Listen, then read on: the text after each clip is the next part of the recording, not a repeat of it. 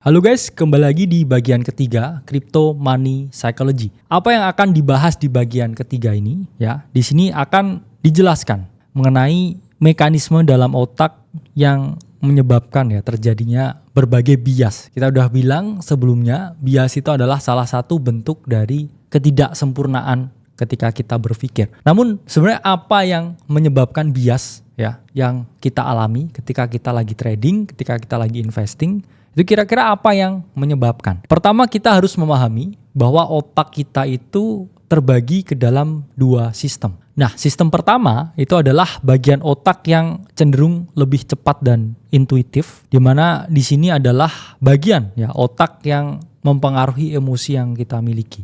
Bagian pertama di otak atau sistem 1 ini yang cenderung cepat ya, terkait dengan respon-respon emosional.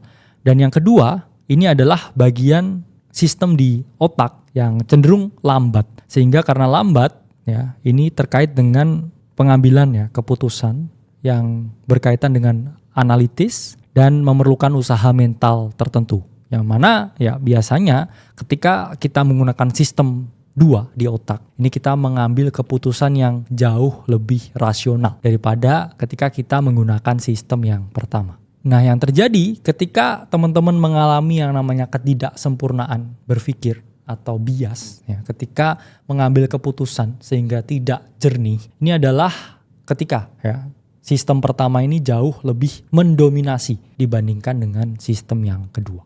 Dan di sini saya akan jelaskan berbagai bias-bias yang terjadi ketika sistem pertama atau sistem ke-1 ini lebih dominan daripada sistem yang kedua. Nah, teman-teman harus pahami bahwa bias dari sistem pertama itu terbagi lagi menjadi dua jenis bias. Pertama, itu adalah bias kognitif, yang kedua adalah bias neurobiologi. Apa itu bias kognitif? Bias kognitif itu adalah suatu kesalahan berpikir yang terjadi ketika otak kita ini cenderung sangat emosional. Sehingga apa? Sehingga kita tidak mengambil keputusan itu secara objektif. Ketika kita memiliki bias kognitif, ini kita memiliki kecenderungan untuk mengabaikan data dan fakta yang ada. Karena apa? Otak kita udah emosional, ya. Kita udah marah dulu, ya. Misalkan kita udah seneng dulu. Sehingga semua faktor-faktor yang ada, ini kita cenderung tidak lihat atau tidak kita perhatikan sama sekali.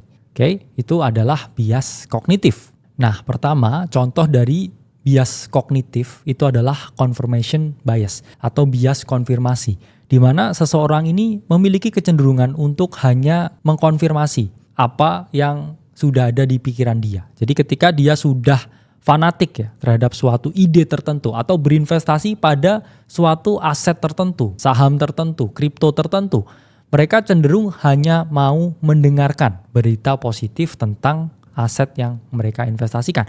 Mereka nggak mau nih dengerin feedback negatif ya, point of view ketika tesis kita salah, karena kita hanya melihat hal-hal yang positif dari tesis yang kita miliki tersebut. Nah, kedua itu adalah overconfidence bias, di mana ini adalah bias yang cenderung didapatkan ya mereka yang masih baru atau pemula di market, dapat beginner's luck, merasa jago dan overconfidence-nya naik atau dia cenderung lebih dan sangat overconfident. Nah, selanjutnya ada herd behavior, di mana di sini kita cenderung lebih mengikuti apa yang dilakukan oleh orang lain daripada analisa kita sendiri. Ya, itulah mengapa banyak yang rugi ya, karena cenderung mengikuti ya orang lain dan tidak memiliki analisa sendiri. Nanti berbagai bias kognitif ini akan dibahas lebih lanjut ya pada modul-modul selanjutnya.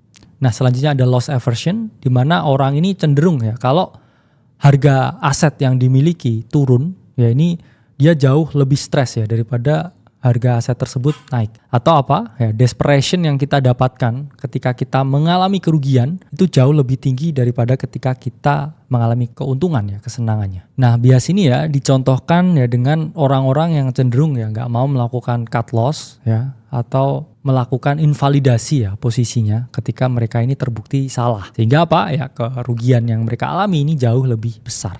Nah, kalau bias neurologi ini kaitannya langsung ya dengan kesalahan sistem dalam otak. Karena ini sifatnya lebih ilmiah ya, lebih biologis ya, lebih anatomis. Yang mana bias-bias neurobiologi ya, contohnya nanti akan saya jelaskan, itu terjadi karena memang ada bagian di otak ya yang ini salah cara neurobiologis.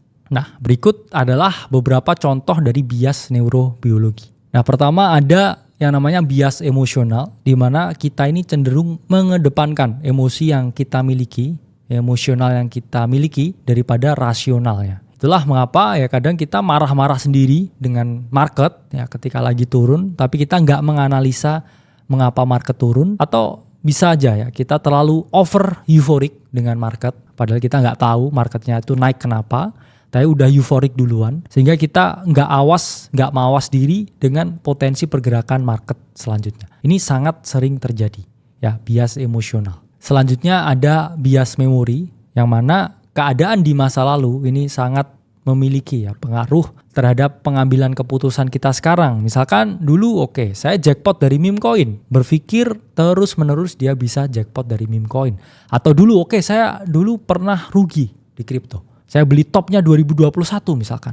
Akhirnya sekarang saya nggak berani ya masuk kripto. Saya dulu pernah rugi, saya trauma. Ini adalah bias memori yang mana harus teman-teman singkirkan. Nah, selanjutnya ada bias proses hadiah, yang mana kadang ya otak kita ini memiliki kecenderungan untuk lebih suka dengan yang namanya instant gratification. Ini artinya apa? Kita membeli suatu aset baru naik 10%. Ya, kita kita jual. Semuanya dijual. Padahal ya kita proyeksikan aset tersebut itu bisa naik sampai 100%. Ya, tapi kita jual ketika 10%. Karena otak kita ya ini punya kecenderungan ya untuk puas ya dengan sesuatu. Yang mana harusnya ya kita ikutin trade plan dan kita ready ya dengan risiko terbaik atau risiko terburuk. Oke ya, itu adalah pemaparan mengenai berbagai jenis-jenis bias serta kenapa sih ya bisa terjadi bias di pikiran para trader. Kita bertemu di modul selanjutnya.